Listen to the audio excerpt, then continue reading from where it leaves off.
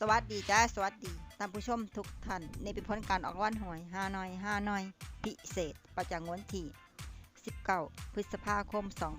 2569รางวัลเลข2ตัวล่างเลขคี่ออก53รางวัลเลข2 5ตัวล่างเลขคี่ออก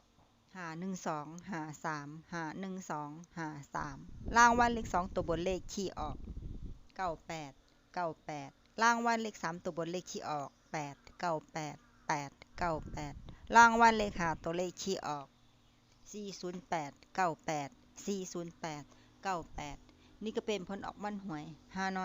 อยพิเศษประจำวันที่19พฤษภาคม2569ขอให้โชคดีมิชัยถูกหวยฮานอยพิเศษได้รับเงินกันทุกคนเด้อจ้าฝากไว้ในเด้อจ้าSubscribeกดติดตามและเป็นกำลังใจ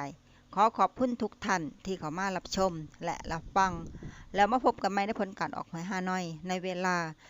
18:30 นาทีในฮานอยปกติสำหรับครั้งนี้ขอบคุณและสวัสดีจ้า